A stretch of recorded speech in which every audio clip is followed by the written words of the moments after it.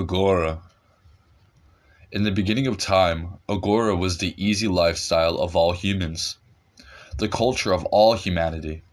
All thinkers are agreed that some invisible and unknown power lies behind all creation.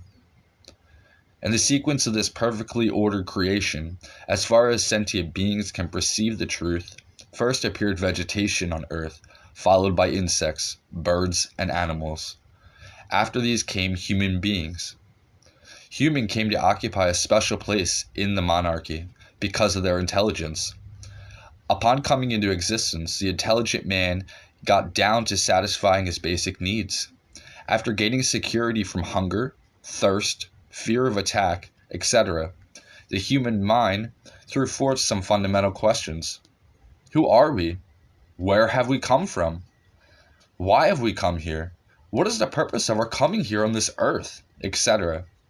As a result, thinkers got busy trying to find answers to these questions, and finally, all agreed that some single unknown power lay behind this world, and the purpose of human life was to merge back into it after having fulfilled one's duties. People active along these lines of thinkers and action became emotionally tied together. Their emotional bond was replete with supreme bliss, and it kept being handed down slowly from generation to generation.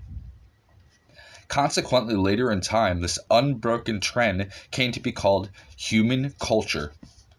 Contrary to its opposing lifestyle also emerged, it was based on brute strength and force and power relationships. It came to be reorganized universally as an inhumane culture. The first lifestyle, because of being based on the truth behind life, came to be recognized as a spiritual beacon. The other lifestyle, being based on the pleasures of life came to be called material lifestyle. The spiritual lifestyle came to be recognized as a lifestyle of gods, and the lifestyle based on carnal pleasures and brute force came to be called the demon culture. But both arose from the same basic source and believed that there is just one power that has created them both. And that was Sadashiva. Sadashiva is said to have 5 functions: creation, sustenance, annihilation, urging humans to go into yoga with its eightfold path, and moksha, which is liberation.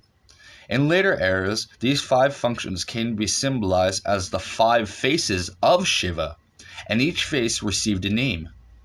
The face that constantly nudges human beings to go into yoga came to be addressed as Aghora, from Supreme Giver Shiva himself, right down to the Supreme Avadhut, Sukadev Ji.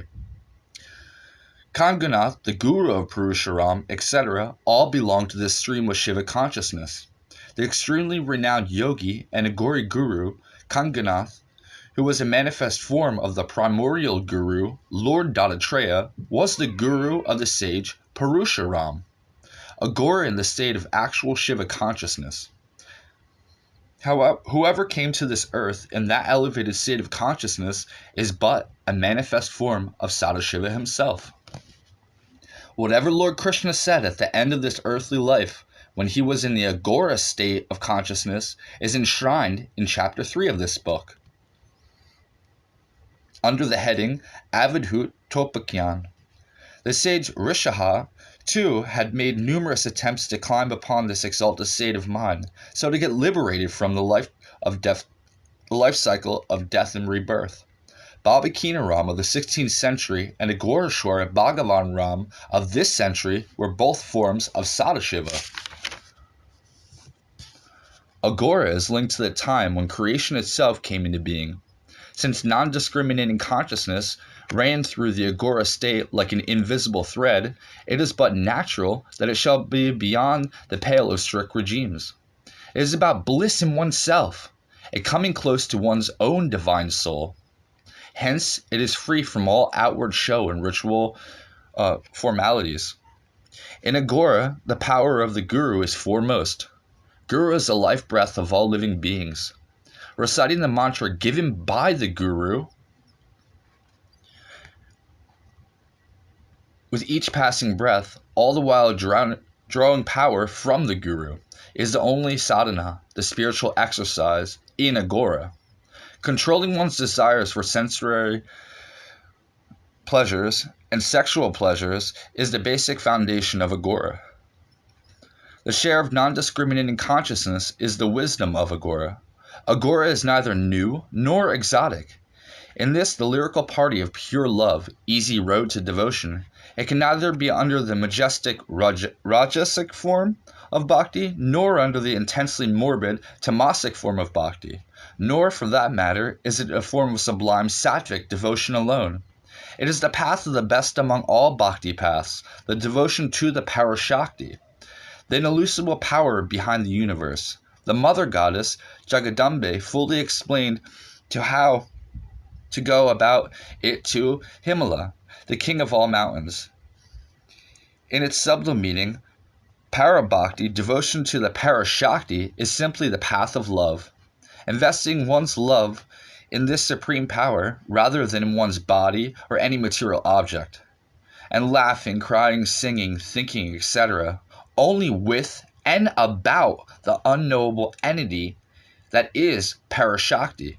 And also the sadhana, Aghora often find people link Aghora to the Tantric tradition. Tantra, however, is a method, and one can arrive at the Aghora state through Tantric penance too. But usually followers of the Tantric path stray from their aim due to getting stuck in the lore of supernatural powers. One does not need any of these lore to become an Aghori. The Aghora is an extremely unique method of love and devotion. Aghora is extremely simple, easy, and excellent. Just one half of the shloka, the verse among the various shlokas making up the Shiva Mahima Strota, makes clear what it is all about. The shloka part says, Aghora na pero mantro nasti tattvam goraya param. But numerous controversies have come to be attached with this order. Society has misconstrued notions about the use of wine, meat, corpses, the Shava sadhana, which is a spiritual exercise with the help of a corpse. Cremation ground dubious tantric practices, the 5 forbidden fruits, bizarre dress, etc.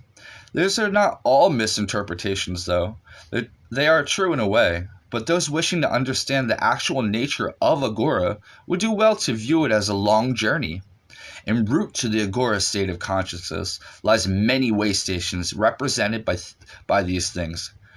So, suppose we have to go to America. Surely we have to pass through many different countries and provinces and cities before we finally manage to arrive at our destination. If we had happened to disembark even temporarily at any of the stopovers, we will be proportionally late in arriving at our destination. Similarly, the attainment of the Aghora state is like a journey along whose route occurs way stations like corpses, Shava sadhana, the 5 indulgences, the Aghora lifestyle, the Aghora cult, etc. All these stations are dazzlingly decorated with enticements. Many of these decorations are substances whose enticement to the traveler has registered only with great difficulty so far, or because of which he was drawn to this journey in the first place, because he cannot savor them in his ordinary life. Such attractions are available in plenty of these stations, hence, people with weak willpower succumb to them. One needs unshakable resolve, determination, and strong willpower to traverse the Aghora route, or one should say that it rests ultimately on the sensibility of the traveler, whether he decides to get down at any station or to get down only often as he reaches his destination. If he gets down at every station, then it will necessarily take a long time to arrive at the Aghora state.